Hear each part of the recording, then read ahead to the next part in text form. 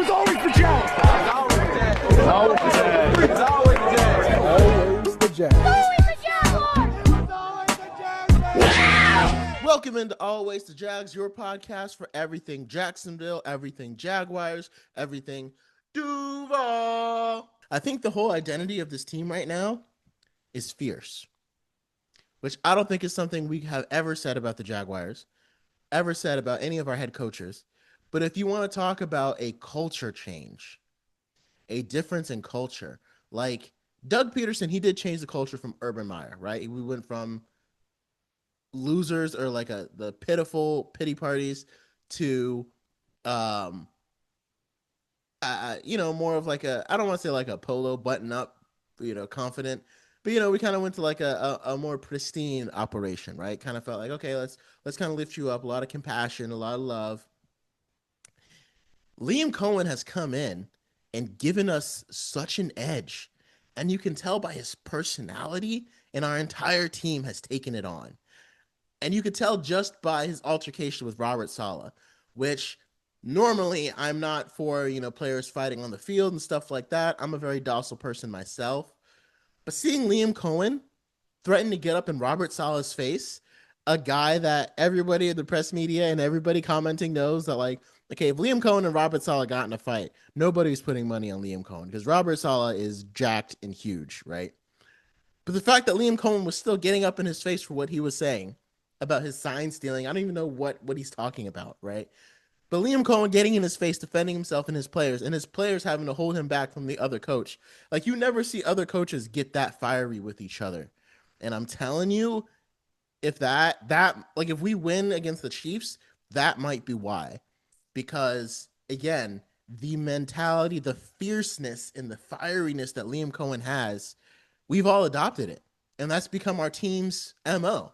And Anthony Campanile, like Liam Coen, I mean, I don't know if this is also partly Anthony Campanile's personality rubbing off on our defense, but it feels like Liam Coen's fire has rubbed off on our defense, especially, and our offense, right? If you look at it kind of in the way that we're operating it, and they're just like, this is not a bully us. We're not going to take anything anymore. We're tired of just taking it. It's not going to happen anymore. And Liam Coen was proving that when he was willing to get up in the face of Robert Saleh. Like, I feel like the identity of this team is like, you can't get respect. You have to just take it. And the way their defense is playing and the offense is like, we are going to just take respect. I don't care if you're going to give it to us. We're going to take it. And I love it. I think that's the exact kind of, it's a mindset that we haven't seen. And I'd love to see how well it works. Like, you watch those post-game conferences, someone put up one of Doug Marrone when we were winning in 2017 versus Liam Coen. And again, if you're asking why, like, okay, why is this any different than 2017 or 2022 when you guys think you were winning? Look at look at the post-game conferences after a win in 2017 and 2022 and 23 versus right now in 25. Liam Coen is turning red. He's running out of breath. He's screaming at the top of his lungs to get these guys engaged. And Doug Marrone and Doug Peterson are just very kind of put together guys. I mean, for lack of a better word, they're Dougs. That's they kind of are the stereotypical like a Doug. And Liam Coen is absolutely throwing that on its head, and he is just making his guys want to go out there and give everything they have and more. And it's creating this awesome result. The thing that I'm a little nervous of, like, especially when we go play the Chiefs, is like this game, this kind of feels a little 2017 like. Because if you remember in 2017, this is kind of the exact same thing. Our defense was bailing us out, keeping us in games, winning games for us, honestly, because we were getting pressure.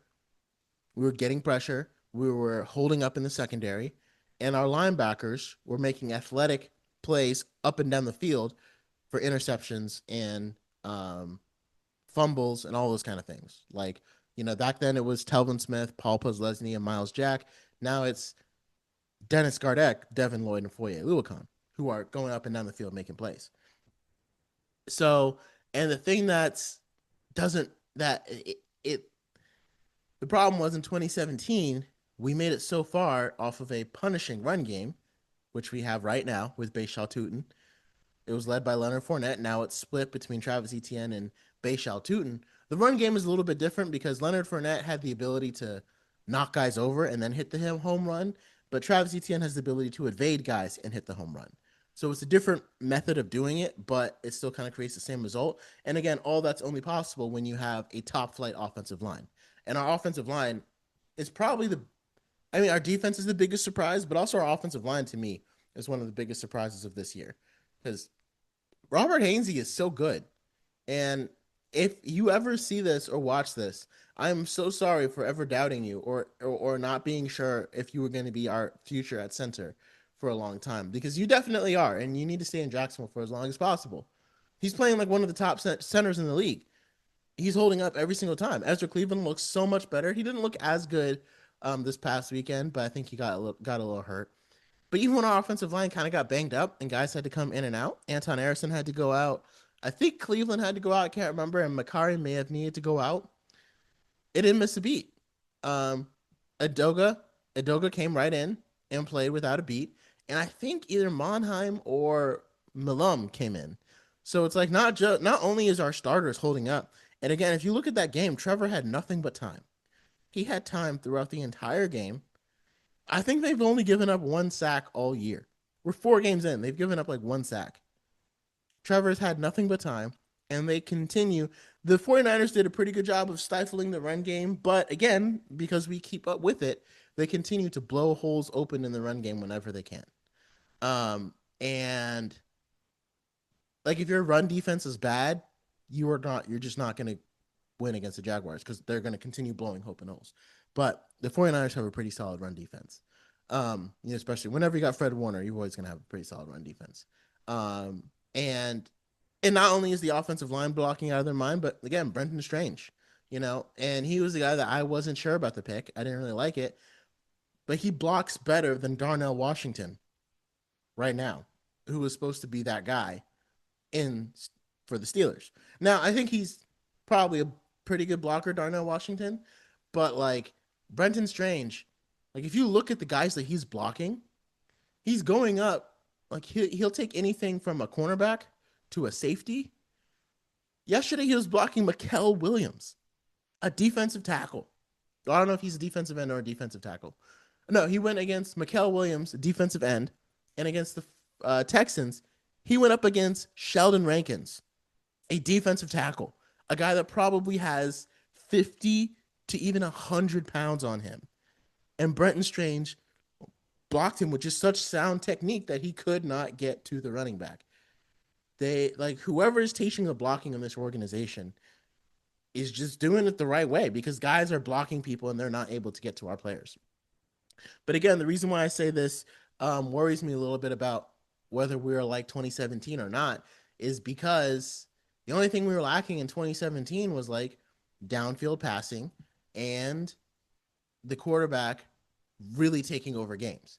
Like when the defense isn't working, when the run game isn't really working, can your quarterback get out there and go make plays and take over the game? And that's what we were missing in 2017, because people figured out how to stress out our defense and they figured out how to bottle up the run game. The next thing left is the quarterback, right?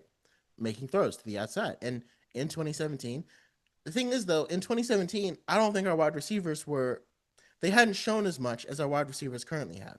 Like back then we had Allen Hurns, who had shown a lot in 2015, Marquise Lee, and I think Dante Moncrief, that might have been 2018. We had some guys, but like they hadn't really shown a whole lot.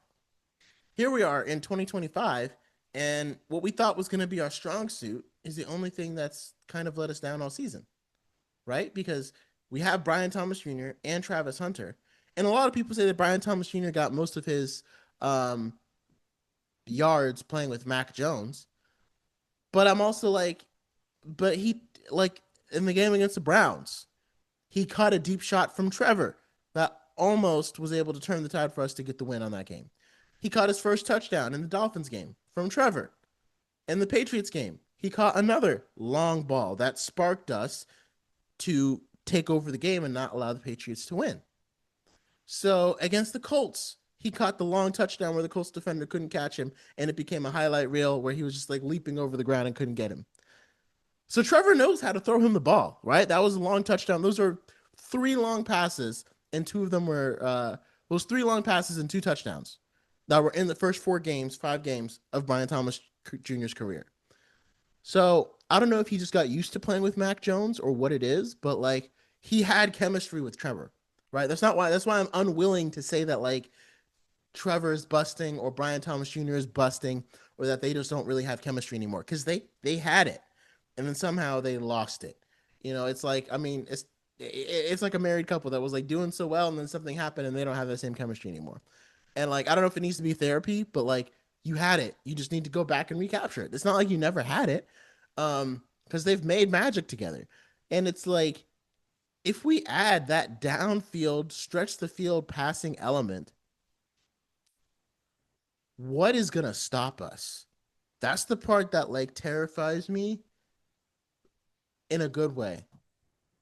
Because if Trevor Lawrence just locks in the way he did in 22, 23, because like Liam Coen has the entire offense clicking except for Trevor and the wide receivers.